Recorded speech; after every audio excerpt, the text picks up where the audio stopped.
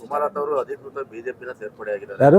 ಸುಮಲತಾ ಅಧಿಕೃತ ಬಿಜೆಪಿ ಸೇರ್ಪಡೆ ಆಗಿದ್ದಾರೆ. ಆದ್ರೂ ಕೂಡ ಎಲ್ಲೂ ಮಂಡ್ಯ ಮೈತ್ರಿ ಅಭ್ಯರ್ಥಿ ಪರವಾಗಿ ಚುನಾವಣೆ ಮಾಡ್ತಾ ಇಲ್ಲ.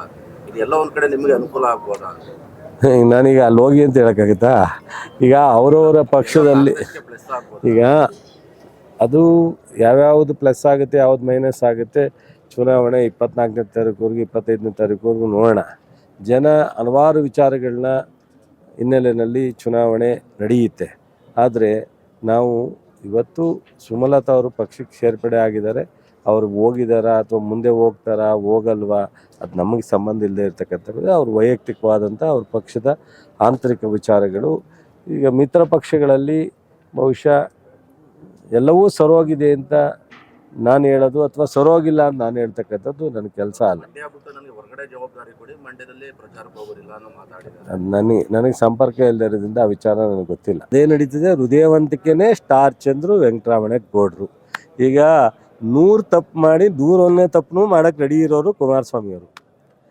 ಸ್ಟಾರ್ ಚಂದ್ರು ಅವರು ಏನೂ ತಪ್ಪು ಮಾಡ್ದಲೆ ಒಬ್ಬ ಒಳ್ಳೆಯ ಉದ್ಯಮಿಯಾಗಿ ಸಾವಿರಾರು ಜನಕ್ಕೆ ಉದ್ಯೋಗ ಕೊಟ್ಟು ಮತ್ತು ಅವರ ಬೆಳೆದಿರ್ತಕ್ಕಂಥ ಆರ್ಥಿಕ ಪರಿಸ್ಥಿತಿನಲ್ಲಿ ಆಸ್ಪತ್ರೆಗಿರ್ಬೋದು, ಸ್ಕೂಲ್ ಮಕ್ಕಳಿಗಿರ್ಬೋದು, ಶಿಕ್ಷಣ ಸಂಸ್ಥೆಗಳಿಗಿರ್ಬೋದು ಅನೇಕ ವೈಯಕ್ತಿಕವಾಗಿ ಸಹಾಯ ಮಾಡ್ಕೊಂಬಂದಿರ್ತಕ್ಕಂಥವ್ರು. ಅವ್ರ ಅಣ್ಣನೂ ಶಾಸಕರಿದ್ದಾರೆ. ಅವ್ರ ಅಣ್ಣ ಅವರು ಕುಟುಂಬದ ಆರ್ಥಿಕ ಚೆನ್ನಾಗಿ ಬಂದ ಹಿನ್ನೆಲೆಯಲ್ಲಿ ಅನೇಕ ರೀತಿ ನಮ್ಮೆಲ್ಲ ಕಾಂಗ್ರೆಸ್ನವ್ರ ಜೊತೆ ಸಂಪರ್ಕ ಇಟ್ಕೊಂಬಂದಿದ್ದರು. ಇವತ್ತು ಬಂದಿದ್ದಾರೆ. ಅವ್ರು ಏನೂ ತಪ್ಪಿಲ್ದಲೆ ಫ್ರೆಶ್ ಕ್ಯಾಂಡಿಡೇಟ್, ತಪ್ಪೇ ಮಾಡದೇ ಇರ್ತಕ್ಕಂಥ ಒಬ್ಬ ಕ್ಯಾಂಡಿಡೇಟ್. ಈಗ ಮಹಾರಾಜರ ಮಗ ಅವರು ಹೊಸಬ್ರೆ ಅಲ್ಲ, ಇವರು ಹೊಸಬ್ರೆ ಅಲ್ವಾ? ತೇಜಸ್ವಿನಿ ಸೂರ್ಯ ಅವರು ಹೊಸ್ದಾಗೆ ಲಾಸ್ಟ್ ಟೈಮ್ ಬಂದಿದ್ದಲ್ವಾ? ಪ್ರತಾಪ್ ಸಿಂಗ್ ಅವರು ಹೊಸ್ದಾಗೆ ಬಂದಿದ್ದಲ್ವಾ? 99ರಲ್ಲಿ ನಾನು ಹೊಸ್ದಾಗೆ ಬಂದಿದ್ವಲ್ವಾ? 2096ರಲ್ಲಿ ಕುಮಾರಸ್ವಾಮಿನೂ ಹೊಸಬ್ರೆ ಅಲ್ವಾ? 62ರಲ್ಲಿ SM ಕೃಷ್ಣರು ಹೊಸಬ್ರೆ ಅಲ್ವಾ?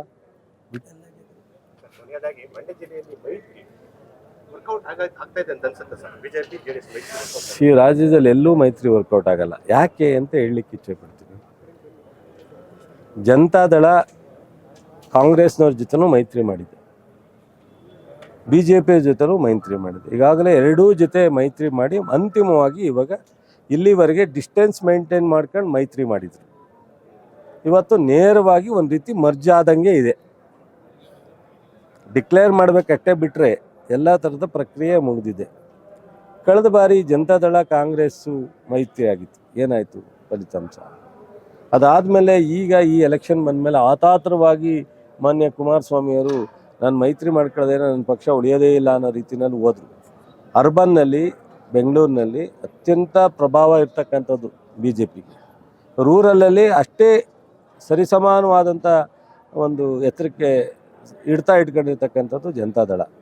ಇವರಿಬ್ಬರು ಸೇರಿ ಪುಟ್ಟಣ್ಣ ವಿರುದ್ಧ ಕ್ಯಾಂಡಿಡೇಟ್ ಹಾಕಿದ್ರಲ್ಲ, ಮೈತ್ರಿ ಕ್ಯಾಂಡಿಡೇಟ, ಅವರೇ ಡಿಕ್ಲೇರ್ ಮಾಡಿದ್ರು ಇದು ಲೋಕಸಭೆಗೆ ದಿಕ್ಸೂಚಿ ಅಂತ ಜನತಾದಳದಲ್ಲಿ. ಏನಾಯಿತು?